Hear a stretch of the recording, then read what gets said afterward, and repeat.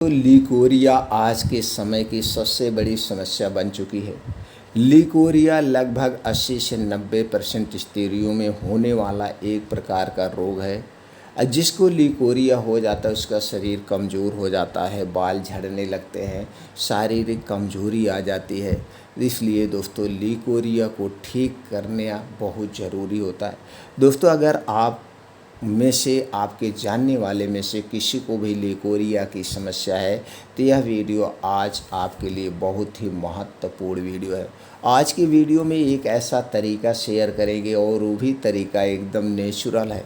इसका कोई side effect, इसका कोई नुकसान नहीं है और इस तरीके से लिकोरिया को घर पे रहकर जड़ से ठीक कर सकते हैं।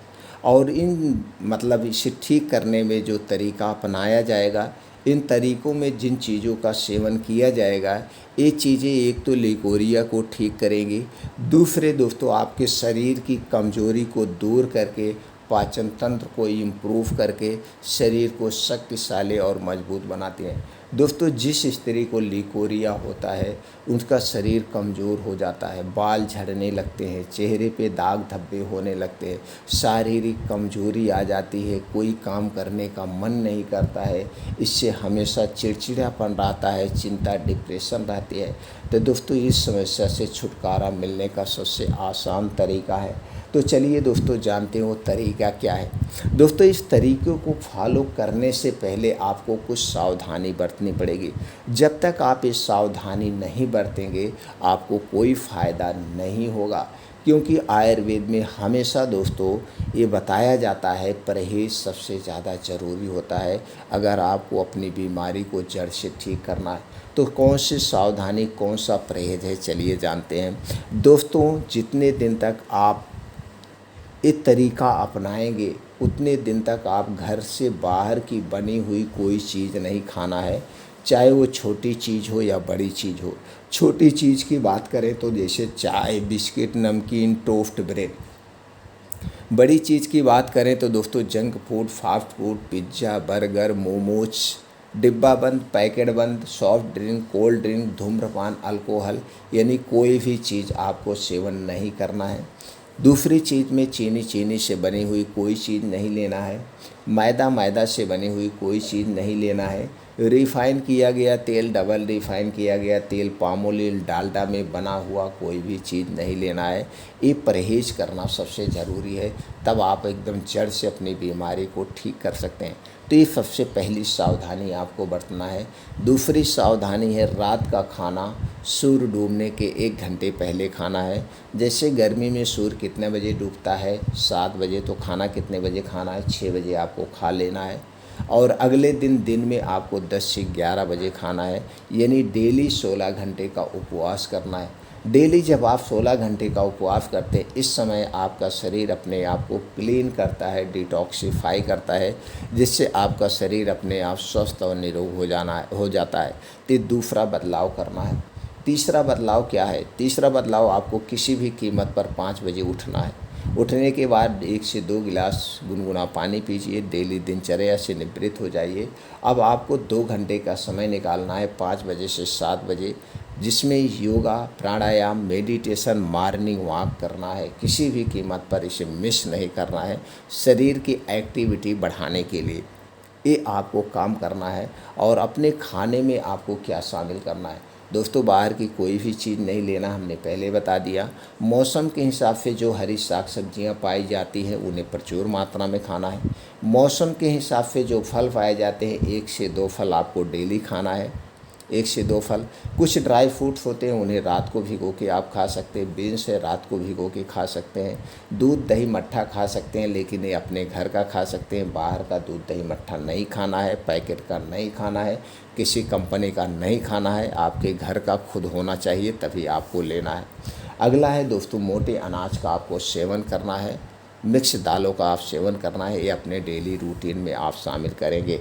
तो चलिए अब एक एक करके वो तरीका जानते हैं आपको क्या फॉलो करना है।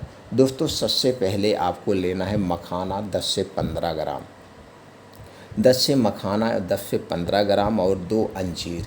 इसे अच्छी तरह से धुल लीजिए। धुलने के बाद किसी मिट्टी के बर्तन में आधा कप पानी में इसे भिगो दीजिए और इसी में धागे वाली मिश्री आपको डालना है स्वाद के अनुसार। 1 से 2 चम्मच धागे वाली मिश्री लाइए, उसे पीस लीजिए या वैसे फोड़ करके उसमें ढोका डाल दीजिए। मतलब इतना धागे वाली मिश्री डालना है जो आधा कप पानी हो खूब बढ़िया से मीठा हो जाए। इसे रात को भिगो देना है। भिगोने के बाद सुबह जब आप योगा प्राणायाम मेडिटेशन करके घर वापस आएंगे यानी 7 साढ़े 7 बजे, तो 7 साढ़े 7 बजे तुरंत आपको ये जो रात में भिगोए हैं मखाना अंजीर, इसे बैठ के चबा चबा के खा लेना है। इसे खाने के बाद जो इसका पानी है उसे आपको पी लेना है। बस एक सावधानी आपको बरतनी है, ये जो अंजीर मखाना वाला पानी आप पिएंगे इसके 1 घंटे पहले कुछ नहीं खाना पीना है और इसे खाने के 2 से ढाई घंटे बाद तक आपको कुछ नहीं खाना पीना है। आपके मुंह में चाय पानी बिस्किट कुछ भी नहीं जाएगा। अगर आपको प्यास लग रही है तो हल्का गुनगुना पानी ले सकते हैं, बाकी आपको 10 बजे तक कुछ नहीं खाना। अगर आपने इसे 8 बजे खाया है तो 10-11 बजे तक आप कुछ नहीं खाना है।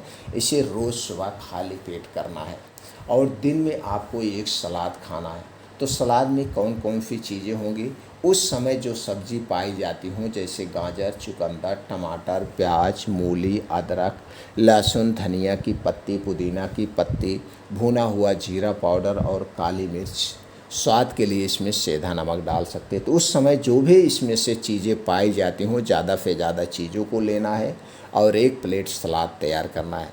लेकिन सलाद खाने से पहले सलाद खाने के नियम जान लीजिए। दोस्तों सलाद जब भी खाना इसे दिन में खाना, रात में नहीं खाया जाता है। सलाद खाने से 1 घंटे पहले आपको कुछ नहीं खाना पीना है और सलाद खाने के 2 से ढाई घंटे बाद तक कुछ नहीं खाना पीना है। सलाद को कभी खाने के साथ मत खाना, सलाद को खाने के साथ नहीं खाया जाता है। सलाद को खाने के स्थान पर खाना है। जब आप सलाद खाना उस टाइम खाना नहीं खाना, इस बात का ध्यान दीजिए। एक दिन में कितना सलाद खाना चाहिए, जितना आपका वज़न है वज़न का 5%। जैसे आपका वज़न मान लीजिए 50 किलो है तो आप 250 ग्राम सलाद एक दिन में ले सकते हैं। सलाद खाने के ये नियम आपको ध्यान देना होगा, तभी सलाद खाने के फ़ायदे मिलेंगे और आपको रोज़ एक बार सलाद ज़रूर खाना है। अब उसके बाद दोपहर में जो कुछ भी आपको खाना है आप अपने घर का बना हुआ खाना सब खा सकते हैं। पेट भर के दोपहर का खाना आप खा सकते हैं। अब दोपहर खाना खाने के 2 घंटे के बाद या 1 घंटे के बाद आपको चाहिए 1 कटोरी दही। ये दही आपके घर की होगी और घर पे दही जैसे जमाना उसे मिट्टी के बर्तन में ही जमाना है और दही को मिट्टी के बर्तन में ही खाना है या कांच के बर्तन में दही खाना है। तो 1 कटोरी घर की दही चाहिए। अब इसी में मिलाना है चूना, यही चूना जो पान में खाया जाता है। तो 1 ग्राम चूना आपको उसी दही में मिला करके इसी दही को खाना है। अब दोस्तों 1 ग्राम चूना आप कैसे वज़न करेंगे, इसके लिए 1 गेहूं के बराबर चूना लीजिए, उसी में मिला लीजिए और इसे मिला करके इसी दही को आपको रोज़ दोपहर में 1 बार खाना है। दही खाने के 2 ढाई घंटे बाद तक आपको कुछ नहीं खाना पीना है। तो दोपहर में 1 कटोरी दही, सुबह हो गया आपका अंजीर और मखाना। अब हम चलते हैं शाम के टाइम। लेकिन दही और चूना खाने से पहले एक सावधानी आपको बरतनी होगी। सावधानी क्या है, जिसको कभी पथरी की शिकायत हुई हो या पथरी की समस्या हो या भविष्य में पथरी हुई हो, उन्हें चूना का प्रयोग नहीं करना है। वो चूने के स्थान पर दोस्तों गुड़ का प्रयोग करेंगे। चीनी भी नहीं, नमक भी नहीं, सिर्फ गुड़ का प्रयोग करेंगे। चूना या तो गुड़, जिसको पथरी की शिकायत हो चूना नहीं लेंगे, गुड़ लेंगे। इस बात का ध्यान दीजिए, इसलिए हम 2-2 बार रिपीट कर देते हैं।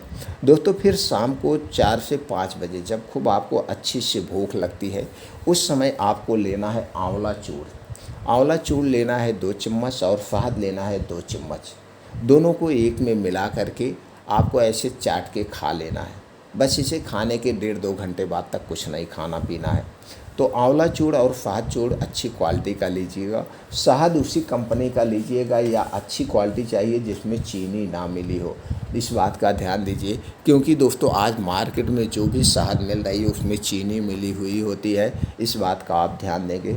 अब रात में सोते समय आपको एक प्रक्रिया और करने हैं। 1 गिलास दूध चाहिए, लेकिन ये दूध गाय का होना चाहिए। एक पैकेट वाला गाय का दूध नहीं चाहिए, किसी के घर का या आपके घर के गाय का दूध चाहिए।